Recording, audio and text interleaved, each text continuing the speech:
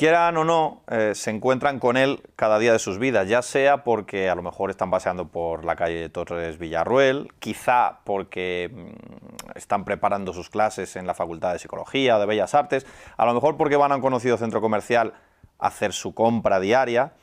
Cualquiera de esas personas, en cualquiera de esos ambientes, se va a encontrar con él, porque en una de sus grandes casas, yo diría su segunda casa en la Plaza de Toros de Salamanca, allí hay una estatua que nos recuerda cada día que allí pues brilló con luz propia Santiago Martín el Viti, de quien podemos presumir en nuestra ciudad como una de las grandes figuras del toreo nacional e internacional también. Y hemos venido a su casa, nos ha abierto su casa y se lo agradecemos mucho, maestro. Muchísimas gracias por recibirnos. Encantados. Como se suele decir siempre, aquí tiene su casa. Bueno, ¿qué significa para usted tener, como decíamos, en esa su segunda casa, en la Plaza de Toros, algo que le va a recordar ya para siempre a los salmantinos? Bueno, en realidad coincidimos casi toda la familia aquí. Es la casa de verano, y eso que estamos al lado de donde vivo, casi Salamanca, ¿no? Pero aquí pasamos el verano muy a gustito. Este es un lugar de reposo, de descanso. Sí, sí, sí. Y casi siempre nos reunimos toda la familia la mayoría de los días, o casi los días principales de la semana. Uh-huh. ¿Y esa estatua que tiene en la Plaza de Toros, qué supone para usted? ¿Qué supone? Ese ha sido posiblemente uno de mis grandes miedos humanos. ¿Por qué? Eso ha sido, o fue, en su momento algo que yo nunca lo vi con ninguno de los aspectos de ilusión. Pero no es que me amenazaran, pero sí me advirtieron. Si no estás presente, aunque no quieras, se va a hacer.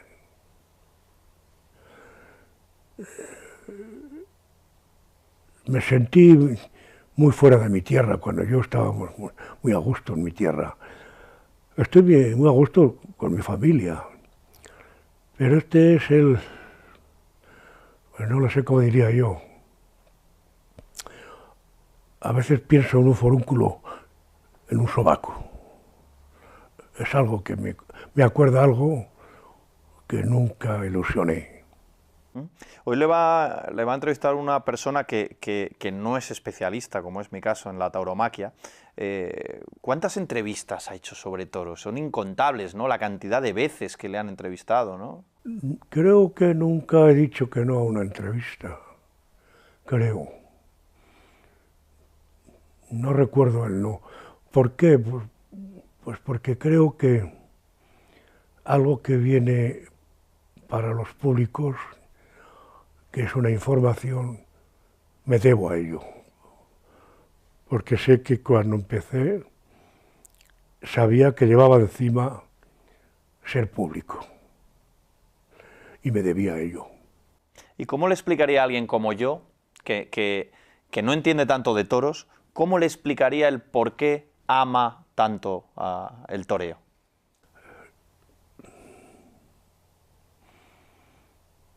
Es muy difícil y no es posible si no se conoce un poco la profesión, desde las raíces, desde un principio. Esto es igual cuando una madre te habla de un hijo.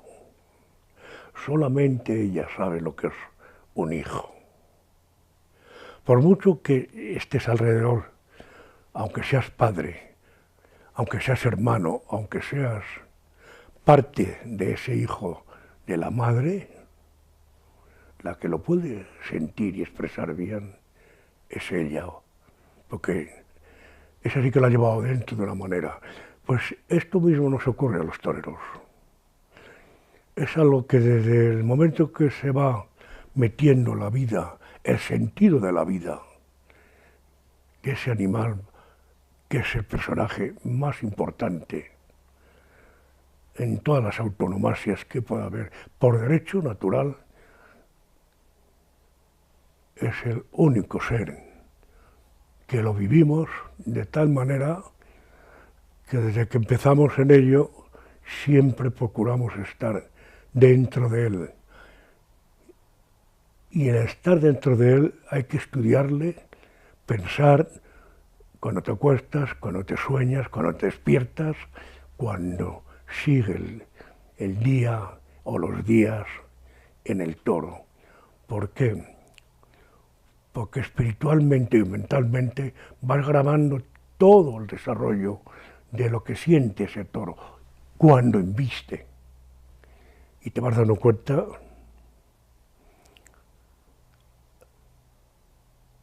que llegamos a tener un amor no calculable, es incalculable, pero sobre todo nos damos cuenta que cuando usas la inteligencia y diriges ese amor al toro, el toro mejor nos premia y más nos premia. ¿Y todo eso se va descubriendo o en su caso se lo explicaron en su infancia entre Vitigudino y Bilvestre, lo va descubriendo? Es un continuo pensar, un continuo grabar la mente de todo eso que estoy hablando, de volcarte de lleno y totalmente, prácticamente, la mayoría del tiempo de nuestra vida en ello, en lo que es la mirada, en lo que es la forma de moverse, en sus reflejos. Notas que cuando estás teniendo esa participación de amor con el toro, vas viendo un misterio que solamente los profesionales llegamos a ver. Algún aficionado capta eso, que es un reflejo tan sensitivo que tiene él, que solamente el temple se da cuenta cuál es ese sentido de reflejo sensitivo que tiene el toro, que parece que no te das cuenta, y con nada que haces, él te ha observado y te ha grabado también, instintivamente, en todo lo que haces con él. Insisto, para bien o para mal, todo lo que haces amándole, él te lo premia, él te lo da, porque te das cuenta que aquello que se va desarrollando, que hacemos prácticamente muy pocas veces, no siempre, porque no todos los toros se prestan a ser algo que continuamente somos capaces de hacer esa simbiosis de copenetración del instinto irracional con el racional. Y a día de hoy, con la distancia que ya dan los años después de su carrera profesional, ¿sigue teniendo dentro de su cabeza la imagen cada día del toro y esa sensación de la que me habla? La mayoría de las noches me sueño que voy a torear, que vengo de torear, y me sueño como pensaba en activo. Nunca encuentro el final, nunca encuentro más. ¿Y qué sientes? ¿Es un sueño agradable? No es desagradable, es algo que no se termina. Prácticamente es un sueño disconforme en todos los sentidos, de no ponerte de acuerdo casi en nada, nada más que vas y vienes, pero no es nada desagradable nunca.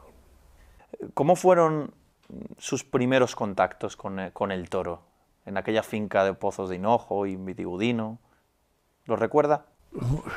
La primera vez de mis contactos pues fue de muy niño.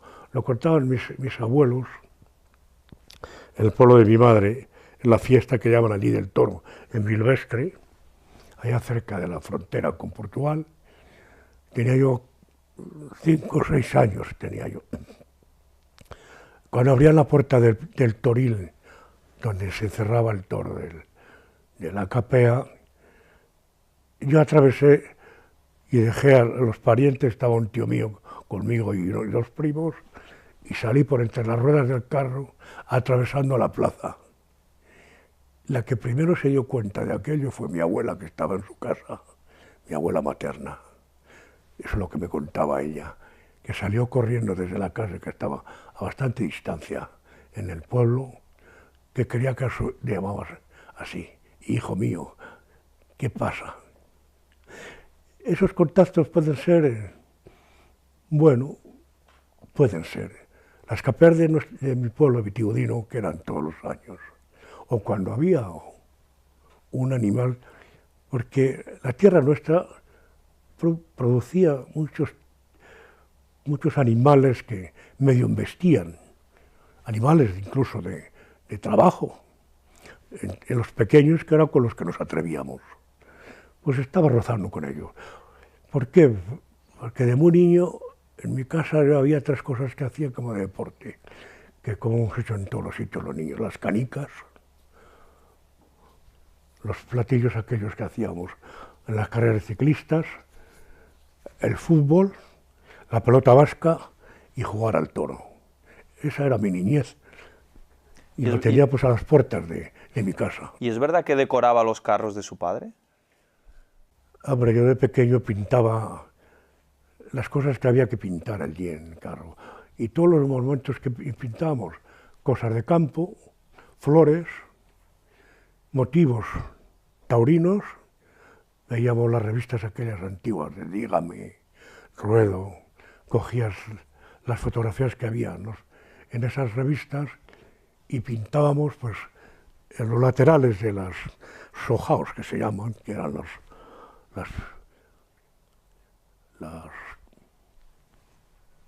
estas es un nombre tópico que le decíamos los sojao, un nombre muy castellano de la parte nuestra, tableros. En esos recuadros que había se pintaban siempre figuritas de todo tipo, y es lo que hacía. Bueno, es que usted es un amante de la pintura, ¿no?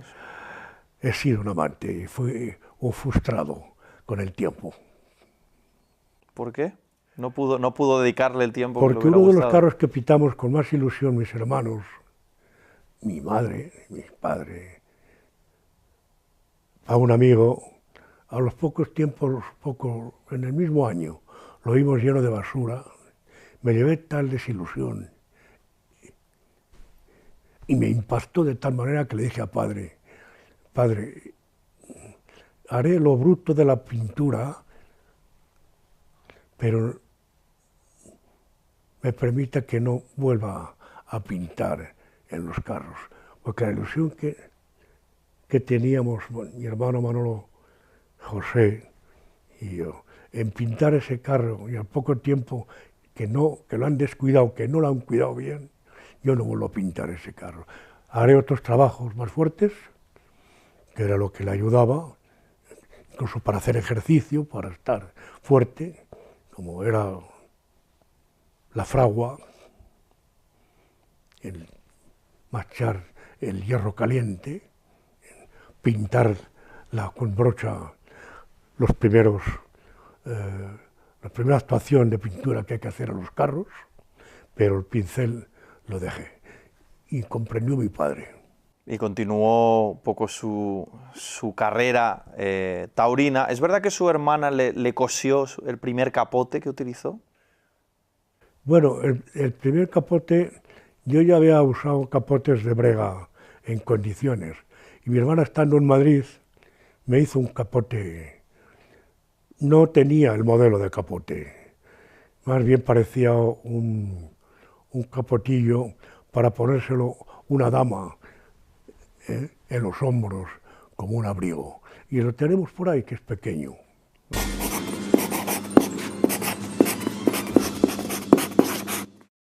Bueno, aquí seguimos con don Santiago. Bueno, cuentan los especialistas, los que bien saben del mundo del toro, aquella famosa acogida que sufre en Francia, creo que fue, Ceret. y que le cambió para siempre su manera de torear por aquel problema en el brazo, ¿no? Yo he sido siempre hombre de fe, gracias a Dios. Y no me resigné a que iba a quedar inválido, que es lo primero que me dijeron cuando llegué a Madrid. Y la verdad que con el tiempo, cuando ya voy empezando los primeros entrenamientos de salón, iba viendo que iba evolucionando, que la distensión, la extensión del brazo, pues iba ganando según los movimientos y según el tratamiento que me mandaron a hacer. Lo que sí pensé es que tiene que haber algo importante en el más allá. No puede ser que en algún sitio lo leyera o oyera a alguien. No hay mal que por bien no venga. Como persona y como ser, esos meses y largos meses me formó mentalmente muchísimo, hasta el punto que creí que aquello que me había sucedido era para muy bien, porque iba viendo que mi fe me estaba dando resultados cuando empecé a entrenarme de salón las primeras veces. Porque cuando uno sufre, digamos, el primer revolcón, por así decirlo, el primer revolcón fuerte, no piensa en ningún momento, "Uf, No, mejor dejarlo". no fue el primero tampoco, porque ya antes había estado herido, de importancia incluso, en una noviada antes. Y ahí no se replantea uno el si seguir o No, no. no, porque algo tiene que haber de cierto cuando dices, si la montaña no va a mí, yo iré a la montaña.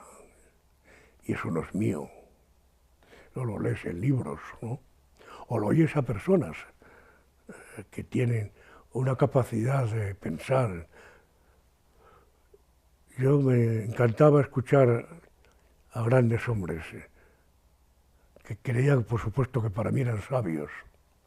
Me encantaba escuchar a los profesionales cuando estábamos en el campo.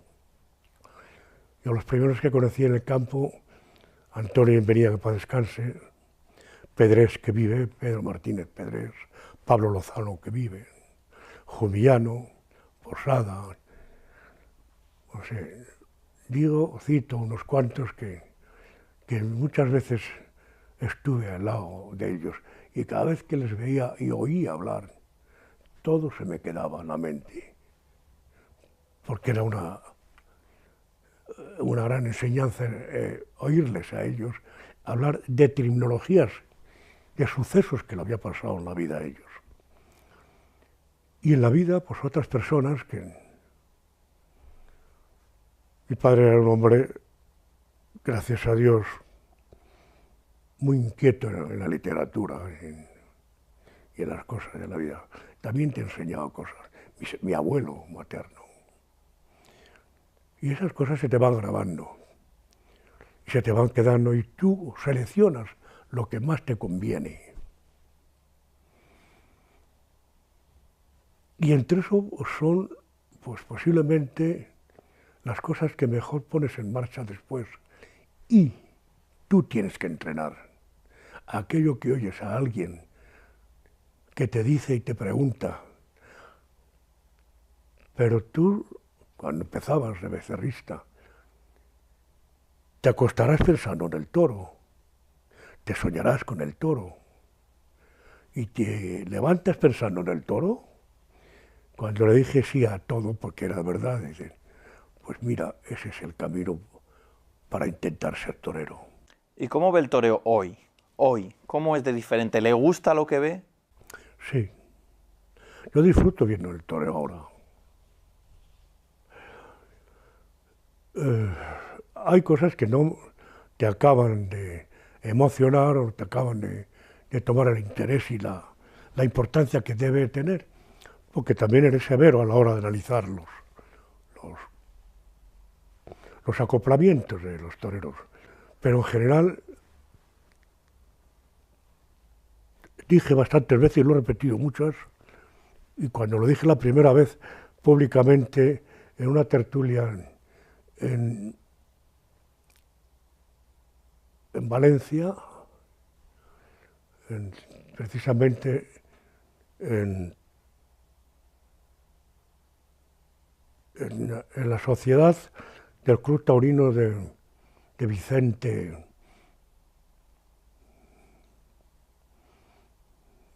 se llama Amador de Toros de Valencia de Follos. Sí, y habló sobre cómo percibe hoy el Me toro, acuerdo ¿no? el nombre, ahora, Sí. y se llama Vicente de nombre, que reapareció este año a principio de la temporada en las fallas, y el hombre estuvo que está operado montones de veces, hombre. ¿Y qué es lo Y que todo eso, dijo? bueno, ¿Qué es lo que dijo y sobre el toreo? dije esta declaración. Había en la sala un gran empresario de la información de Revista Taurina, que se toreaba mejor actualmente que se toreaba en la época mía, técnicamente. Repetí para que no se interpretara de una frasecita. Cuidadito, digo técnicamente. Después en la tertulia me dijo, dice, no estoy de acuerdo. Digo, bueno, yo no estoy hablando aquí para que alguien no esté de acuerdo o si esté de acuerdo, sino para, si me quiero oír, lo que quiero y siento decir. Y repito, sigo. Y algún día me dirá usted que tengo razón. Pero no se trata de polemizar. Grábelo, si no está de acuerdo, sígalo pensando así. Y pasaron años. Quiere hacerme una entrevista él mismo aquí. Y lo primero que me dijo, Santiago, ¿te acuerdas de...? Tenías razón. He dicho una palabra que en ese momento, si no analizas bien lo que significa técnica, pues claro, se presta a muchos entendimientos. ¿Y cómo Y me dijo, Sí. tienes razón, estoy de acuerdo, que efectivamente se torea más técnicamente, pero como dijiste antes, no, el toreo no está solamente atenido a la técnica, son muchas cosas más. Quería preguntarle qué siente o cómo percibe a aquellas personas que están en contra del toreo. Me he hecho un poco a reír porque en algunas ocasiones me invitaron a ir, incluso en algunos momentos que ha habido polémicas de este tipo en la televisión. Recuerdo que no fui el único que se negó a ir, fui yo. Pero por razonamientos lógicos, porque yo ya me había encontrado en esas tesituras por los andares en América, en Francia, en España, te encuentras con alguien que te aborda y te dice. Y claro, siempre me encontré con el mismo problema y las mismas contestaciones. ¿Usted me respeta o no? Porque yo lo respeto a usted, sea como fuera, ¿eh? No estamos hablando de delinquir. Hubo quien te agredía muy rápidamente y muy acaloradamente, yo le he respetado. No me insultaron nunca, pero me dijeron barbaridades con respecto al autor. Y siempre les dije esto, si nos respetamos, hemos acabado, ¿eh? Adiós. Y es más, en alguna ocasión le llamé la atención a una señorita y le dije, señorita, es posible que con lo guapa que usted es, en el avión, volando en América, dije, por lo guapa que es usted, es tan ineducada para presentarme y decirme, sin conocernos, lo que me acaba de decir del toreo y de mí, que soy torero. Parece mentira. Lo primero que tiene que hacer es presentarse. Me llamo fulanita, ¿me quiere usted saludar o no la quiero saludar o no la quiero saludar? Pero me pone ese sopetón, ese bofetón, que es un bofetón psicológico y de mala educación, que es raro en una señorita como usted. Hombre, perdone usted, menos mal que por lo menos me pide perdón. Hemos hablado bastante. La próxima vez que quiera dirigirse a mí, diríjase con la educación y si yo le he faltado a usted en algo, dígamelo también. Hay azafatas aquí, hay un capitán, que también puede haber testigos en ese sentido. Tranquila, así que siéntese tranquilamente y siga usted su viaje. Quiero decirte este detalle como tantos que te ocurren. Y en la televisión yo no fui. Y aquello fue una merienda de meriendas. ¿Por qué? Porque las personas que están en contra quieren un mundo para ellos y de ellos estar en contra de montones de cosas que desconocen y que no quieren conocer. Y maestro, aquellos que se lo explican con educación, ¿llega a entender por qué piensan así? No, ellos no tienen.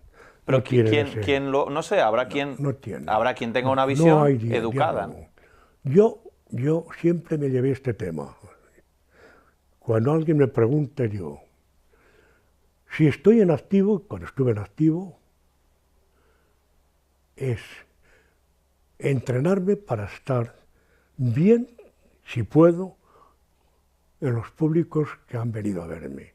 Mi obligación es cumplir como profesional, pero yo en la calle, yo no puedo explicarle a nadie, si no me preguntan con educación, algo de mi profesión le contesto. Pero una polémica no la admito, no la admito. Si me insultan, pues chico, no sé hasta cuándo aguantaré, pero posiblemente pensaré como algún filósofo. Voy a ver si compro una escafandra o una coraza para salir a la calle. Y una última pregunta. Hace poco ha recibido el premio de las Artes de Castilla y León. ¿Todos estos premios que recibe le gustan? No sé, ¿le dan algo de, a lo mejor, de pudor o no? He dicho antes, mi razón de ser hombre público es para todo.